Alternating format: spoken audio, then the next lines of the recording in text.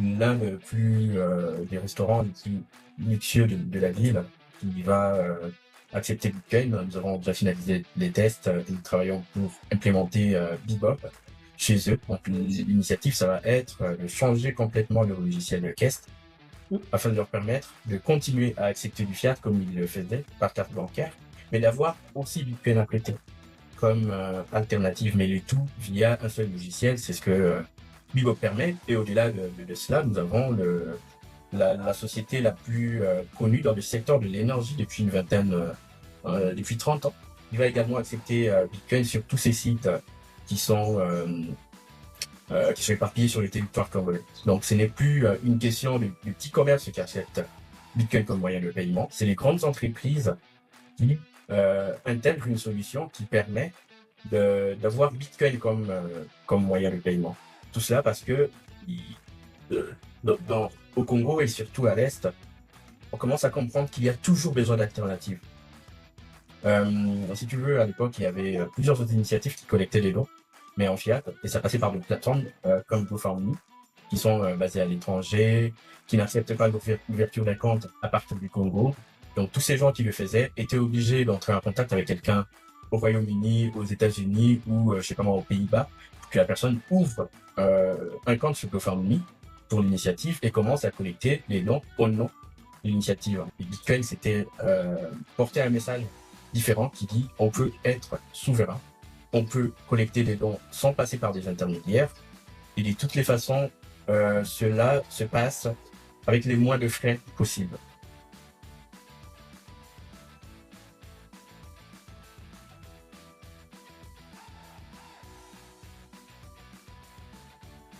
Bonjour Gloire, Bonjour Elodie. comment ça va aujourd'hui? Bah tout va bien, c'est une belle fin d'année là et je me porte bien. Super, bah, en tout cas je suis très ravie de t'avoir aujourd'hui à mon micro. Il y a une tradition dans l'émission, c'est de demander à l'invité de nous raconter son parcours, comment il rentre en contact de cet objet curieux qu'est Bitcoin.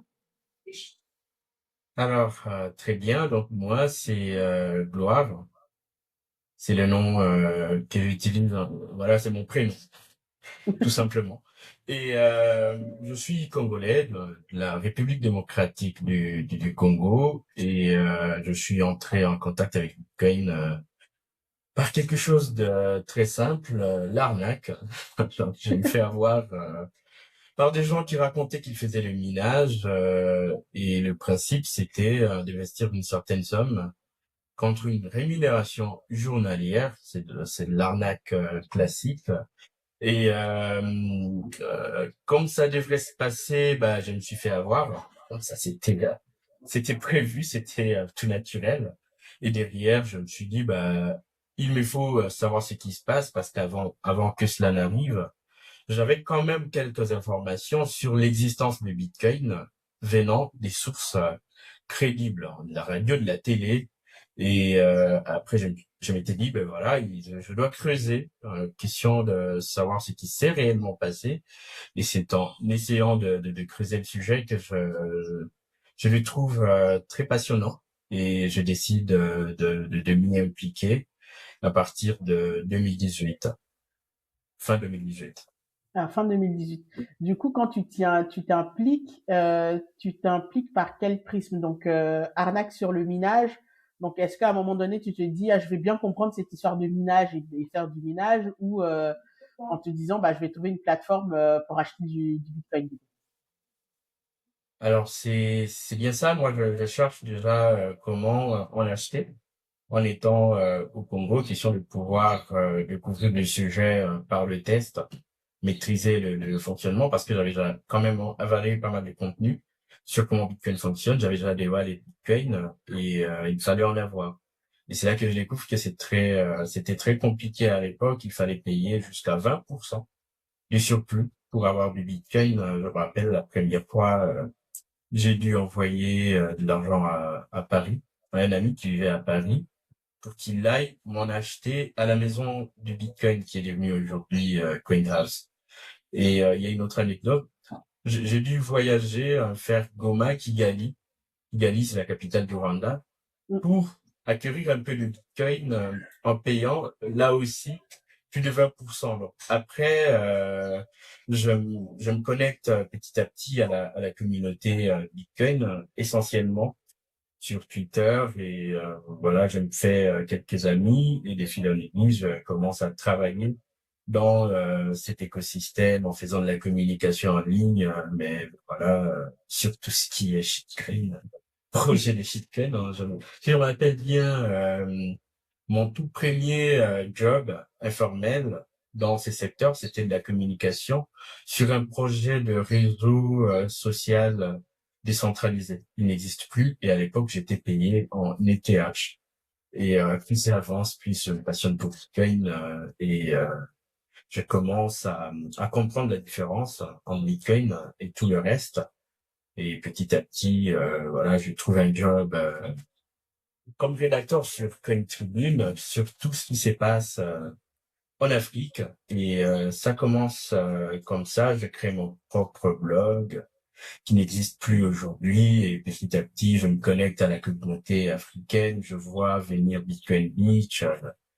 Et en 2021, il y a un volcan qui part en éruption à Goma. Et avec des amis sur Twitter, nous disons, ben voilà, il faut collecter une cagnotte en Bitcoin. Et je pense que c'est à partir de là que mon implication réelle dans l'écosystème Bitcoin commence. Ok. Par une tragédie, du coup. Par une tragédie où on collecte des dons en Bitcoin qu'on donne aux réfugiés pour qu'ils s'en servent pour acheter ces dons qu'ils ont besoin. Et là, l'initiative, on l'appelle Kiv Éclair. Et après Mm. cette tragédie, ça devient une initiative éducative qui existe jusqu'à maintenant. Nous faisons des meet-ups chaque mois pour expliquer comment Bitcoin fonctionne, pour rencontrer la communauté locale et leur expliquer tout ça. Ok, ben en tout cas, c'est souvent Bitcoin, on commence à bien le comprendre. Des interviews que j'ai faites jusque-là, quand on touche du doigt une problématique. Et du coup, pourquoi plus Bitcoin pour faire ses dons que le système bancaire ou passer par un compte PayPal ou quelque chose comme ça? Qu'est-ce qui a motivé le choix de Bitcoin pour ça? Est-ce que c'est d'un point de vue de la communauté, tout simplement Bitcoin, où tu t'es dit ils vont être plus ouverts en fait à faire ces dons, ou pour des questions, on va dire, très techniques? Alors, le but, il est double. Et la première raison, c'est la simplicité de Bitcoin. Et la deuxième, c'était tout simplement parce que j'avais envie de pouvoir éduquer les gens sur Bitcoin et pouvoir collecter ces dons en Bitcoin était une façon possible de mener de l'éducation. Si tu veux, à l'époque, il y avait plusieurs autres initiatives qui collectaient des dons, mais en fiat, et ça passait par des plateformes comme GoFundMe, qui sont basés à l'étranger, qui n'acceptent pas l'ouverture d'un compte à partir du Congo. Donc, tous ces gens qui le faisaient étaient obligés d'entrer en contact avec quelqu'un au Royaume-Uni, aux États-Unis ou, je sais pas moi, aux Pays-Bas, pour que la personne ouvre un compte sur GoFundMe pour l'initiative et commence à collecter les dons au nom de l'initiative. D'ailleurs, pour l'anecdote, il y a des amis qui s'étaient fait arnaquer de cette façon-là parce qu'à la base, je faisais aussi partie d'un mouvement citoyen appelé la Lucha, qui avait également fait une levée de fonds, mais qui a été détournée par une personne qui était censée aider le mouvement. Et Bitcoin, c'était porter un message différent qui dit on peut être souverain, on peut collecter des dons sans passer par des intermédiaires, et de toutes les façons, cela se passe avec les moins de frais possibles. Donc à la fois, c'était évidemment pour aider les gens, mais aussi pour prouver que Bitcoin fonctionne mieux que le reste. Et puis surtout, il y a le côté, moi, qui me tient à cœur, que tu citais, c'est l'inclusivité. Parce que du coup, il y a des plateformes qui disent, bah, tu viens de tel pays, donc tu n'as pas droit à utiliser notre plateforme. Et souvent, ces plateformes-là, quand ce sont des plateformes mondiales et reconnues, automatiquement, ça veut dire que ça te coupe du système financier. Là où Bitcoin n'est pas du tout dans cette logique. Donc, on peut être dans n'importe quel pays du monde, on peut l'utiliser. Donc, j'imagine, en fait, pour des régions du monde, en fait, telles que Goma, c'est précieux d'avoir un outil tel que celui-ci. Oui, c'est clair. Et aujourd'hui, plus que jamais, la population de Goma commence à le comprendre parce que ça fait toute une année que nous sommes coupés du système bancaire. Donc en 2021, c'était de pouvoir démontrer par les faits qu'il y a une alternative. Mais plus le temps passe, plus les gens comprennent, en tout cas dans ma région, qu'une banque, ça peut exister malgré tout ce qu'il y a comme frais et barrières à l'entrée. Mais pire, une banque, ça peut ne plus exister dans une région. On peut être complètement coupé du système bancaire et ça fait toute une année que ça dure et de plus en plus des gens maintenant sont obligés de comprendre Bitcoin. Avant, c'était comme si nous étions en train de forcer la population à comprendre qu'il y a des alternatives. Mais dans la situation actuelle, voilà, il n'y a que ça qui peut fonctionner et c'est un timing parfait pour pousser l'adoption de Bitcoin parce que la différence c'est que nous n'avons plus vers les gens, c'est eux qui viennent vers nous pour essayer de comprendre ce qui se passe et comprendre ce qui est possible avec Bitcoin. Et du coup, aujourd'hui, justement, ça m'amène sur la question de l'adoption. Donc, aujourd'hui, est-ce qu'il y a des commerçants qui acceptent de plus en plus d'être payés en Bitcoin? Comment se passe en fait l'économie circulaire Bitcoin à Goma? Alors, il y a de plus en plus pas de simples commerçants qui vont accepter les paiements en Bitcoin, mais là, j'en profite pour l'annoncer. Il y a des restaurants les plus luxueux de la ville qui va accepter Bitcoin. Nous avons déjà finalisé les tests et nous travaillons pour implémenter Bebop chez eux. Donc, l'initiative, ça va être de changer complètement le logiciel de caisse afin de leur permettre de continuer à accepter du fiat comme ils le faisaient par carte bancaire, mais d'avoir aussi Bitcoin à prêter comme alternative, mais le tout via un seul logiciel. C'est ce que Bebop permet. Et au-delà de cela, nous avons la société la plus connue dans le secteur de l'énergie depuis 30 ans. Il va également accepter Bitcoin sur tous ces sites qui sont qui sont éparpillés sur le territoire congolais. Donc, ce n'est plus une question de petits commerces qui acceptent Bitcoin comme moyen de paiement. C'est les grandes entreprises qui intègrent une solution qui permet d'avoir Bitcoin comme moyen de paiement. Tout cela parce que euh, au Congo et surtout à l'Est, on commence à comprendre qu'il y a toujours besoin d'alternatives. Il ne faut pas être dépendant des intermédiaires. Et c'est un message assez puissant. Donc, au-delà du petit commerce qui accepte petit à petit les paiements Bitcoin, maintenant les grandes entreprises, et, on a vu ces développements-là s'accélérer particulièrement quand il n'y avait plus de banques. Et donc, comme je l'ai dit tantôt, nous sensibilisons plus les gens. Ils viennent vers nous. Et j'espère que dans une année, il y aura une centaine de restaurants ou de commerces qui acceptent les paiements en Bitcoin et on est bien parti pour y arriver. Ben, en tout cas, félicitations. Moi, j'aime bien entendre ces genres d'histoires sur l'utilisation de Bitcoin, tout simplement bah, dans le commerce, dans des entreprises qui l'utilisent bah, de façon concrète pour attirer des clients tout simplement et puis avoir une alternative robuste bah, pour travailler parce un restaurateur qui peut plus encaisser, il est coincé. Et est-ce que, parce que cette partie-là, c'est vraiment, on va dire, mon sujet principal, est-ce que tu peux nous donner un peu Mhm. plus de détails sur la partie intégration et nous parler un peu de Bebop? Comment ça fonctionne et comment ça peut aider justement un commerçant au quotidien? Alors Bebop, c'est une sorte d'usine à gaz parce que c'est beaucoup de choses à la fois en fait. Et tout le monde, chacun pourrait trouver sa façon d'en parler. Mais pour moi, Bebop, c'est à la base un constructeur de site web, comme serait, comme WordPress, Ok, mais qui te permet d'avoir nativement une intégration de Bitcoin et de Nostr sans passer par le plugin. ok. Et l'utilisation de Bebop est souveraine parce que tu fais tourner le logiciel sur ton propre serveur. Ok, Donc c'est ça Bebop à la base, une infrastructure qui te permet d'avoir un site web qui peut accepter les paiements en ligne à la fois via Bitcoin, via carte bancaire et tout ce qu'il y a comme moyen classique, PayPal, etc., etc. Mais à la différence que c'est souverain, tu possèdes ton Bebop comme tu posséderais ton Bitcoin toi-même.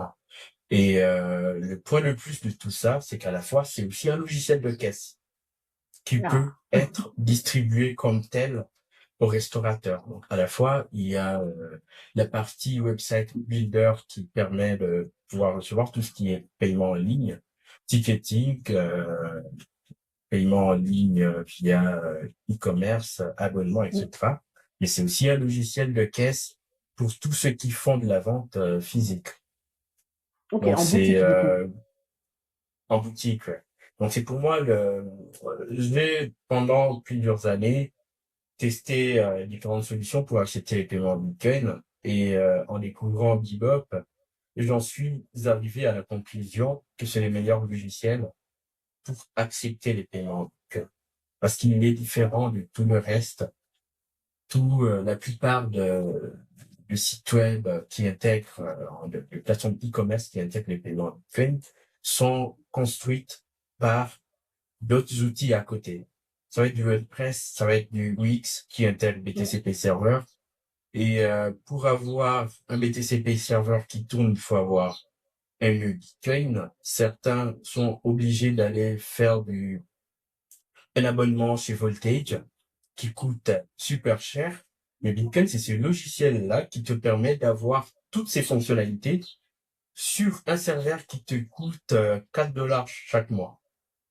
Et pour moi, c'est puissant. C'est pourquoi, depuis le début du projet, je le soutiens de manière individuelle et via mon entreprise qui l'utilise comme principal outil pour vulgariser le fait de pouvoir accepter les dons, les paiements, et de pouvoir construire des sites web entièrement avec eux. Et du coup, sur la partie, on va dire, layer de paiement concernant Bitcoin, donc ça intègre à la fois le Lightning et le paiement on-chain sur la layer 1 Bitcoin. Oui, il y a une intégration de paiement Lightning et on-chain. Lightning via notamment Phoenix qui Ok, propose la possibilité d'avoir un serveur qui te permet de recevoir les paiements en Bitcoin sans toute la complexité de pouvoir gérer un nœud. Et c'est self-custodial, c'est ce qui est ok, très important. intéressant. Et pareil pour les paiements on-chain qui sont également self-custodial. Tu fais juste une intégration via le Xpub. Alors, je sais pas, peut-être qu'on ne va pas entrer dans la technique pour Ouais. expliquer ça. Cela veut dire que, voilà, n'importe qui a un portefeuille sur son téléphone, un portefeuille non custodial, peut recevoir là-dessus des paiements via Bebop, juste en Ok. entrant une donnée dans le logiciel, une donnée qui vient de son propre portefeuille. Et tout à l'heure, quand tu expliquais le cas du restaurant, tu indiquais aussi ils vont pouvoir continuer à percevoir les paiements fiat. Est-ce que Bebop, justement, a une intégration native avec un outil de paiement en fiat qui va être à côté du paiement Bitcoin, ou alors ils permettent d'avoir, comme dans WordPress, des plugins qu'on va intégrer pour la partie fiat à côté? Oui, il y a une intégration de Stripe, Ok, de PayPal et de SumUp pour les virements bancaires. Donc, Bebop permet aux restaurateurs et aux commerçants de pouvoir accepter tous les moyens de paiement qu'ils acceptaient avant, mais d'avoir Bitcoin comme un surplus à côté de tout ça. Donc cela, pour moi, c'est très puissant parce que si aujourd'hui la plupart des logiciels de caisse intègrent Bebop, au moment où les commerçants décident de pouvoir accepter du Bitcoin comme moyen de paiement, ils n'ont plus à changer d'infrastructure. Et pour Oui, moi, c'est ça la puissance du Bebop. N'importe qui voudrait faire une plateforme e-commerce sans intégrer les paiements en Bitcoin pourrait utiliser Bebop et recevoir les paiements en fiat. Et si un jour il découvre Bitcoin et toute sa puissance, il n'y aura pas de changement d'infrastructure. Il y oui. aura juste à pouvoir le fait de pouvoir créer un wallet, aller copier une information, la XPub, et la coller dans Bebop pour commencer à recevoir des paiements en Bitcoin. C'est pourquoi, personnellement, c'est la solution que je veux pousser pour l'adoption du Bitcoin en Afrique et tout simplement pour toutes les boîtes qui travaillent dans le design de sites web. Question qu'ils fassent des plateformes e-commerce et qu'ils fassent tout ce qu'ils veulent avec une infrastructure qui est prête pour l'adoption du Bitcoin quand les clients seront tout simplement prêts pour cela. C'est vraiment super. Donc, du coup, concrètement, pour résumer, tu me dis si je me trompe. Donc là, avec Bebop, on a un outil qui permet de designer un site web classique, entre guillemets, de e-commerce, mais aussi un outil qui peut être utilisé en magasin comme logiciel de caisse et qui va nous permettre d'accepter à la fois des paiements en fiat et être prêt pour accepter les paiements en Bitcoin. C'est bien ça.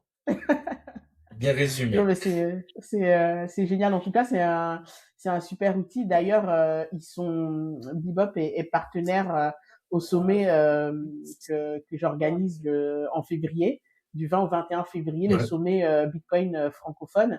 Donc, vraiment, Mhm. c'est une solution qui match vraiment en fait avec l'esprit de ce sommet, qui est de se dire, bah, Bitcoin est là, Bitcoin il est prêt, on peut l'utiliser dans tous les pays du monde avec des solutions d'intégration telles que celle-ci qui vont permettre bah, aux entreprises et aux commerçants de l'utiliser aussi. Donc, Oui, et ouais, c'est excellent. c'est clair. Et du coup, aujourd'hui, donc, on va revenir à ton activité. Donc, de ce que j'ai compris, c'est que euh, tu fais l'intégration en fait de Bebop, tu pousses l'adoption de Bebop. Donc, ce que j'ai vu, c'est que tu as l'entreprise BridgeSat. À part Bebop, vous faites quoi d'autre autour de Bitcoin? Alors, Blitzat, c'est aussi une autre usine à gaz parce que à la base, je me suis pendant plusieurs années impliqué dans l'écosystème Bitcoin, mais à un moment donné, j'ai eu besoin d'échanger l'approche parce que ça me saoulait de passer tout mon temps derrière mon ordinateur, à publier sur Twitter, à faire des articles, à vulgariser. Donc, ma vie commençait à devenir, à mon avis, du grand n'importe quoi. Je me suis dit qu'il faut autre chose. Et l'approche de BridgeSat, comme le nom le dit, c'est Bridge Sat. Donc, la vision, c'est de pouvoir connecter Bitcoin au monde réel. Donc, j'ai eu Ok. envie de développer euh, une activité physique mais qui intègre Bitcoin. Parce que mon approche a beaucoup évolué car je prends Bitcoin comme un moyen de paiement. Et de la même façon qu'on a le dollar, à mon avis, en tout cas pour moi personnellement, on ne peut pas se passionner dans une monnaie.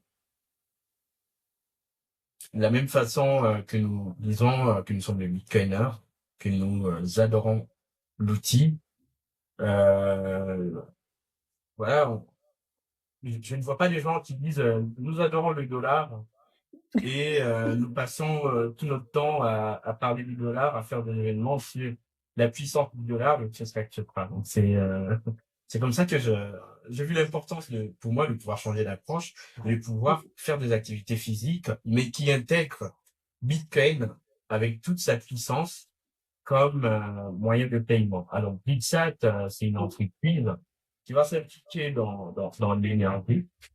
Tout est lié à Bitcoin parce que Sébastien Bouspillou est l'une des personnes de la francophonie qui en parle mieux. Bitcoin permet d'optimiser la rentabilité des producteurs d'énergie. Donc, nous allons nous impliquer de cette façon-là dans l'énergie en devenant nous-mêmes producteurs et distributeurs d'énergie dans notre premier temps au Congo. Nous nous impliquons également dans l'industrie en fabriquant notamment du bon vin Ah, bah super. Au-delà de, au-delà de tout ça, nous sommes dans la tech, donc nous sommes en train de construire une fintech qui permet aux populations congolaises de pouvoir accéder facilement au Bitcoin, de pouvoir l'utiliser comme réseau de paiement pour envoyer de l'argent à travers le continent. Et notre application devrait sortir en mars prochain. Donc là, nous concurrençons tout ce qui existe comme moyen de paiement classique en Afrique. Parlant de moyens de paiement, il y a aussi en Union et la banque. Ouais. Aujourd'hui, si je veux envoyer de l'argent du Congo vers le Nigeria, j'aurais à payer entre 10 à 15%. Et nous voulons permettre à ce que, en nous impliquant dans les transferts d'argent comme activité classique, qui connecte Bitcoin au monde réel, nous voulons utiliser Bitcoin comme un outil, comme Swift. C'est Lightning qui sera intégré dans l'outil pour faciliter les transferts d'argent entre les pays africains et en même temps permettre aux populations d'accéder à Bitcoin.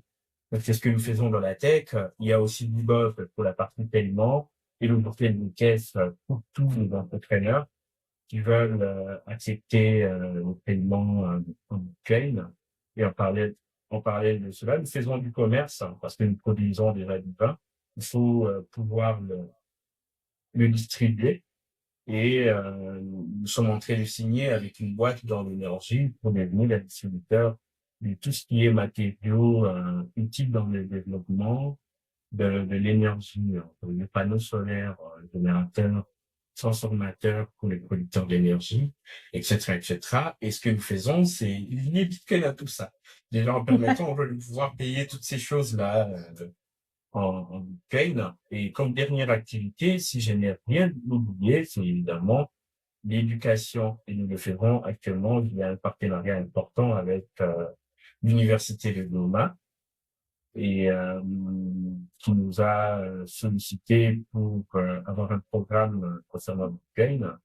Et aujourd'hui, à partir de janvier, nous avons intégré 5 universités supplémentaires pour pouvoir avoir des événements ponctuels chaque mois, des meet-ups sur Bitcoin, pouvoir doter de leur bibliothèque de 500 livres par université qui concernent Bitcoin. Question pour nous de nous assurer que la jeunesse de Goma, la classe, euh, voilà, l'univers académique de Goma peut accéder à la connaissance via nos événements ponctuels et via également des guides qui seront disponibles au sein des universités.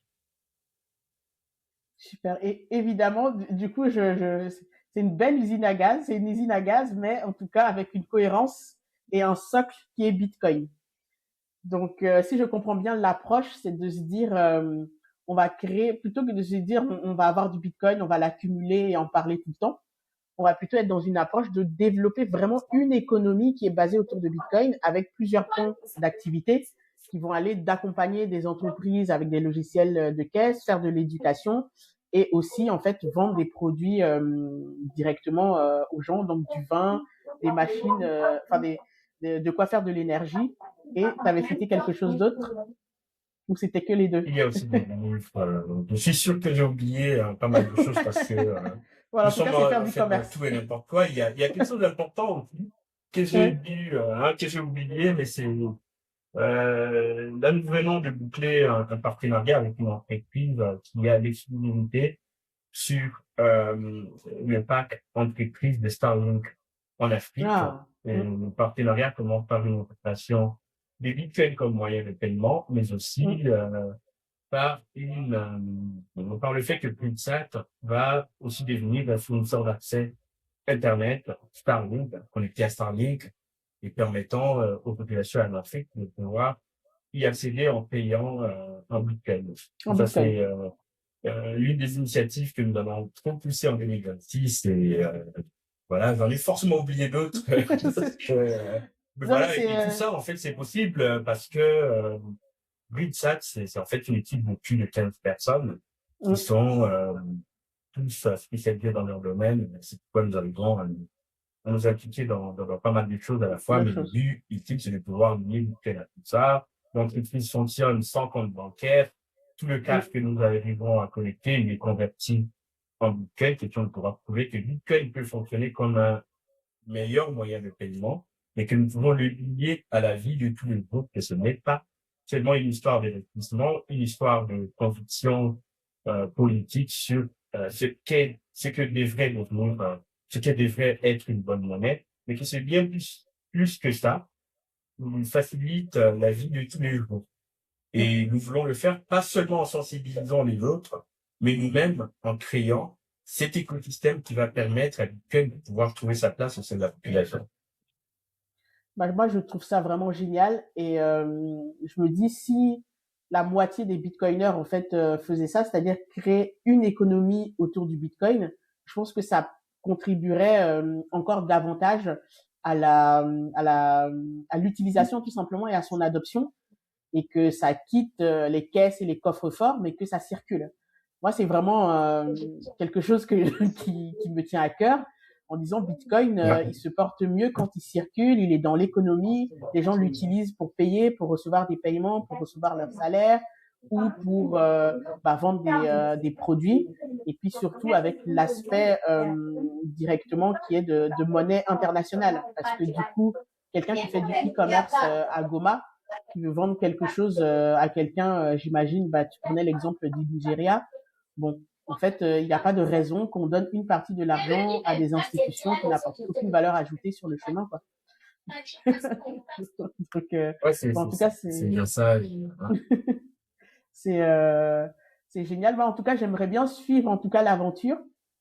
Donc, tu es le bienvenu sur ce plateau pour donner les évolutions de tout ce que tu fais avec BridgeSat quand tu veux, pour justement qu'on voit comment on va dire cette initiative avance et puis ce que vous Ouais. développez comme nouvelle activité justement dans l'idée pour moi de montrer qu'on peut créer justement une entreprise avec Bitcoin comme ADN, comme socle, on va dire financier et monétaire et que l'entreprise peut se développer et apporter sa pierre à l'édifice. En tout cas, bah, merci beaucoup pour ça. Merci. J'aimerais aborder un autre sujet. Tu as évoqué Sébastien Gouspiou, donc le sujet du mining. Aujourd'hui, comment, parce qu'on connaît tous le sujet du parc, donc le mining au parc, est-ce qu'il y a d'autres initiatives de mining sur le territoire congolais? Comment en fait ce sujet il est vu par les autorités sur place et quelles sont tes perspectives en tout cas sur le sujet du mining dans ton pays? Alors, voilà, Sébastien, il a lancé un mouvement intéressant à partir du Congo. Je crois que c'est Big Block était la première entreprise à déployer une activité de mining sur le continent africain. Et après tout cela, on a vu qu'il y a de plus en plus, je le vois actuellement, il y a de plus en plus d'entreprises qui travaillent dans le mining au Congo, que ce soit en Zambie, au Kenya, au Malawi, en Éthiopie, où il y a de très gros mineurs. Après la ville avec Sébastien lui-même et ses équipes, et probablement bientôt dans des pays comme le Gabon, le Sénégal. Pardon, c'est tout un mouvement qui s'est lancé, mais la façon dont je le vois personnellement, c'est pas forcément dans le fait qu'on en a besoin pour sécuriser Bitcoin, mais nous en avons besoin pour optimiser la rentabilité de producteurs d'énergie. Et l'énergie, c'est un sujet très important. Nous en avons euh, plus que jamais besoin sur le continent parce il faut qu'il y ait de plus en plus de développement en Afrique et il n'y a pas de développement sans énergie. Tout ce qui peut se vendre est à la base produit quelque part grâce à l'utilisation de l'énergie. Pourquoi il faut la façon dont je vois cet écosystème, c'est comme un moyen de pouvoir permettre à tout le monde d'investir de manière sécurisée dans l'énergie. J'ai l'année passée circulé dans plusieurs zones au Congo pour visiter les anciennes centrales hydroélectriques qui ont été abandonnées avec le temps. Et partout, l'explication qu'on me donnait, c'est que lorsque l'énergie était produite, l'industrialisation ne suivait pas et que ça prenait beaucoup de temps pour que les gars du coin se disent voilà, je vois qu'il y a de l'énergie produite à côté, je peux créer une unité de production qui va utiliser cette énergie. Ça prenait beaucoup de temps et pendant tout ce temps, il y avait toujours de perte d'une quantité énorme d'énergie, ce qui poussait les producteurs d'énergie d'abandonner leur activité. Et le mining vient apporter une solution extraordinaire qui permet tout simplement aux investisseurs locaux de pouvoir se dire que, OK, c'est smart d'investir dans l'énergie. Parce que le temps qu'il y ait une industrialisation, il est possible de pouvoir capter l'énergie déjà produite et en faire quelque chose qui peut être réinvesti dans le secteur ou dans autre chose. Et c'est ça la puissance du mining. Et voilà, big up à Sébastien pour avoir planté les graines au Congo pour le lancement de ce mouvement en Afrique. Et j'espère que ça va continuer. Et à la fois pour Bitcoin, parce que c'est utile pour lui, mais aussi pour les entrepreneurs locaux, pour tous les producteurs locaux qui vont pouvoir développer leurs activités sans voir le producteur d'énergie qui était déjà là faire faillite avant que les activités ne se développent. Donc Mhm. c'est un message que je trouve très important à passer et spécialement pour le Congo, je ne vois pas forcément beaucoup d'autres initiatives à part celle de Sébastien, mais nous en ce qui nous concerne, nous sommes en contact avec plusieurs producteurs d'énergie qui commencent quand même à s'intéresser au sujet parce qu'ils voient tout ce que le parc national de Virunga en a, en a profité. Je crois que dans les 5 prochaines années, c'est quasiment tous les producteurs d'énergie locaux qui vont devoir intégrer le mining à leurs activités pour que leur activité soit plus soutenable qu'avant. Donc c'est comme ça que je le vois et c'est pourquoi nous-mêmes, nous voulons devenir un producteur d'énergie pour à la fois montrer l'exemple concret, donc physiquement, et se servir de notre activité pour voilà, faire une meilleure éducation en disant voici comment ça fonctionne chez nous. Si vous êtes dans les secteurs comme nous, vous pouvez également faire comme nous et nous sommes là pour vous accompagner.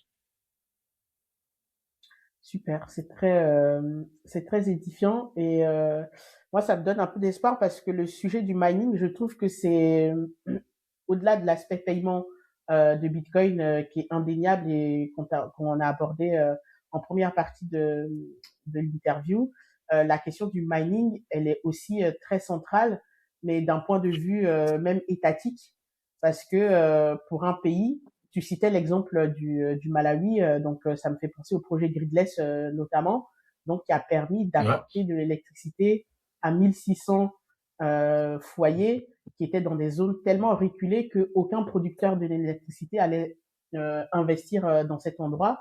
Parce que pour le point que tu évoquais tout à l'heure, c'est que on met une installation, il y a tellement peu de personnes en fait pour consommer l'électricité produite qu'on n'est pas rentable, donc on les abandonne tout simplement.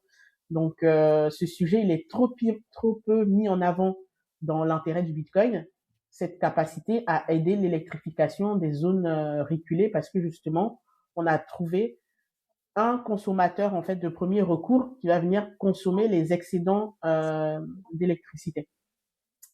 Et du coup, par rapport à ça, comment le gouvernement se positionne? Est-ce que il vous voit un peu comme, on va dire, une menace, donc ils vous demandent de pas trop faire de bruit, ou alors ils essaient de se rapprocher de vous pour ensemble travailler en fait avec vous pour accélérer le mouvement, ou sinon, ou ils vous ignorent en fait tout simplement. Alors c'est pour le Congo particulièrement, il y a une ignorance totale du gouvernement sur le sujet. J'ai jamais vu un officiel en parler sérieusement ou lancer une réflexion là-dessus. Contrairement à certains autres pays comme l'Éthiopie, où c'est Mm. le producteur national, c'est l'entreprise publique qui distribue l'énergie, qui s'y intéresse directement et qui a fait cette année beaucoup de revenus. On parle de plus de 50 millions de dollars, si je me Mm. rappelle bien de chiffres que j'ai vus. Donc, à l'échelle du Congo, pas encore, mais dans certains autres pays, ça se voit que le pouvoir public découvre la capacité de week-end à pouvoir rentabiliser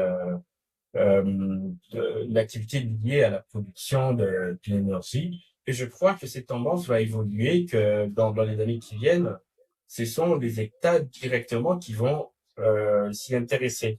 Au Congo, Mm. par exemple, il existe deux très grandes centrales qui s'appellent IGA 1 et IGA 2, qui pourraient, selon les chiffres qui circulent, alimenter toute l'Afrique en énergie.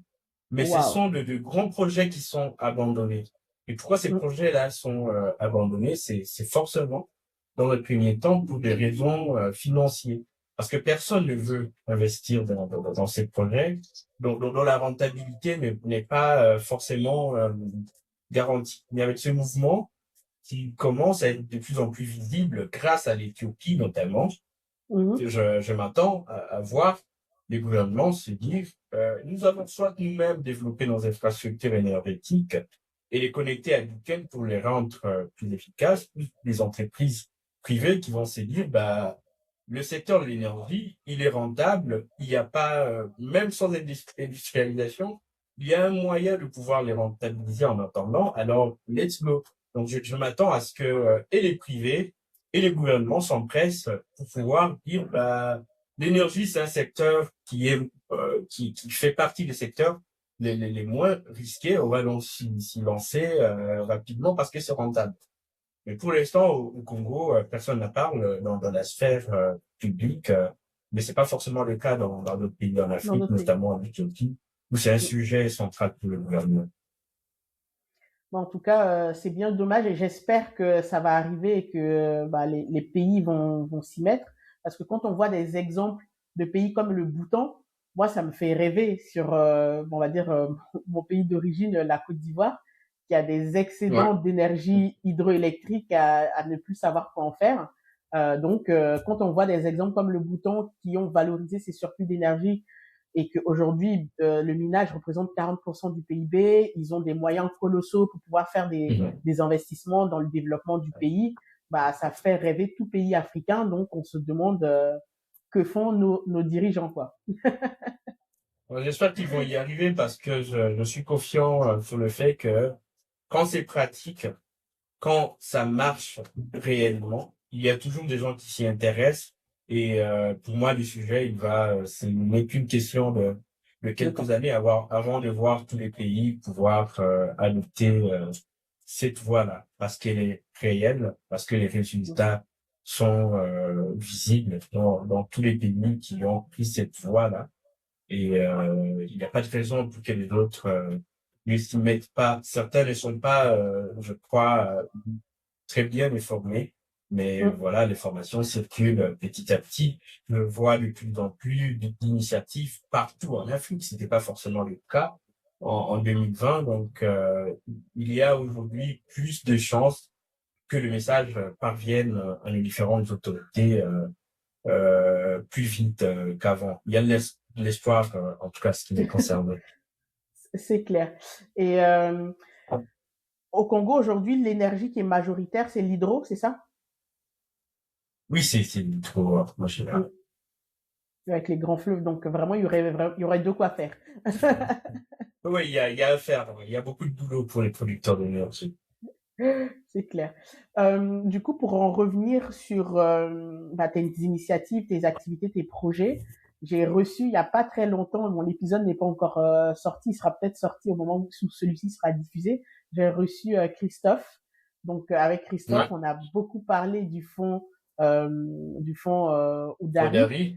Donc, moi, c'est quelque chose que je trouve vraiment magnifique. Est-ce que tu peux nous en dire plus?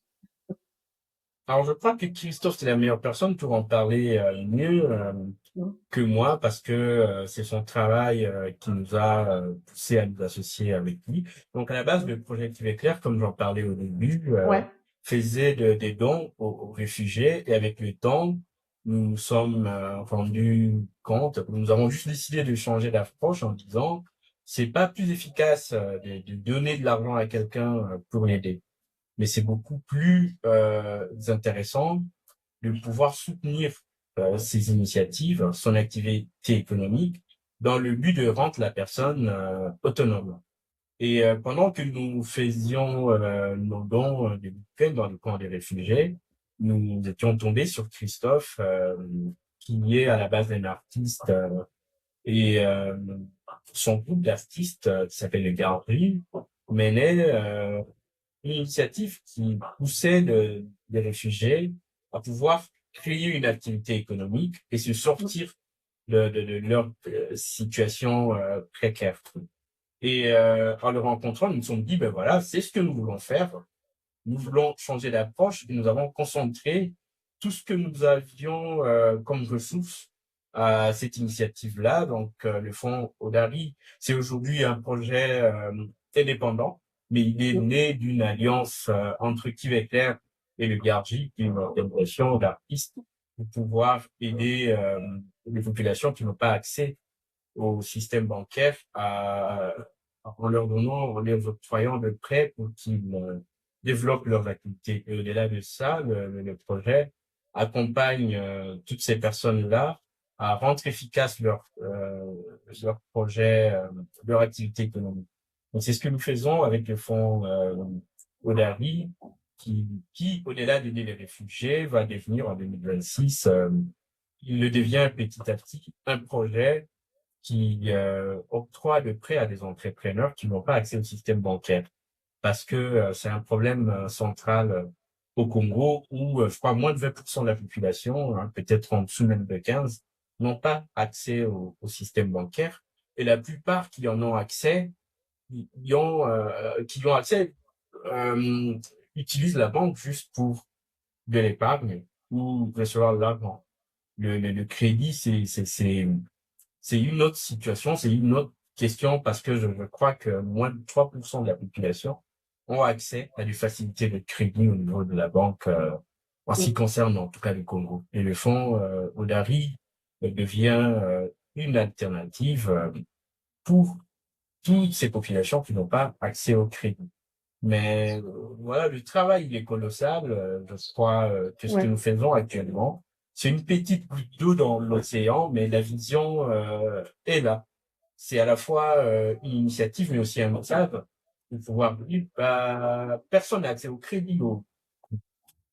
Aucun entrepreneur n'a accès à un soutien financier pour développer ses Mm. activités et cela participe au fait qu'il y a moins d'entrepreneurs au Congo. Une grande partie de la jeunesse rêve de pouvoir travailler dans des ONG et moi personnellement, je vois cette situation comme un fléau, comme une Ouais. maladie qui pousse l'Afrique à la dépendance. Il faut nous-mêmes tenter de créer un mouvement parallèle qui dit aux gens, bah les gars, on doit entreprendre, on doit créer de la valeur. Il n'a jamais, je crois que nous vivons une époque où il n'a jamais été autant urgent pour la jeunesse africaine de pouvoir détenir le capital. Parce que avec l'évolution que je vois dans l'intelligence artificielle, l'évolution que je vois venir dans la liaison de ce domaine avec la robotique, il faut s'attendre d'ici 10 ans à 20 ans à un monde où posséder un robot, une entreprise qui fabrique du robot sera la chose la plus importante à avoir comme richesse. Et nous en Mm. sommes à un point où même les petits prêts ne sont pas octroyés à des entrepreneurs. Les gens ne savent pas comment se financer. L'idée même de faire une levée de fonds au Congo n'existe quasiment pas, sauf dans un petit cercle Mm. qui n'est pas forcément grand public. Donc, il faut pousser les gens à pouvoir se dire, qu'on ne peut plus compter que sur les aides. Et il faut qu'on ait une autre philosophie. Et c'est lui de l'entrepreneur. Et grâce à Christophe, notre projet est sorti de cette situation où nous agissions comme une ONG pour devenir une initiative qui aide les gens et qui les pousse à entreprendre.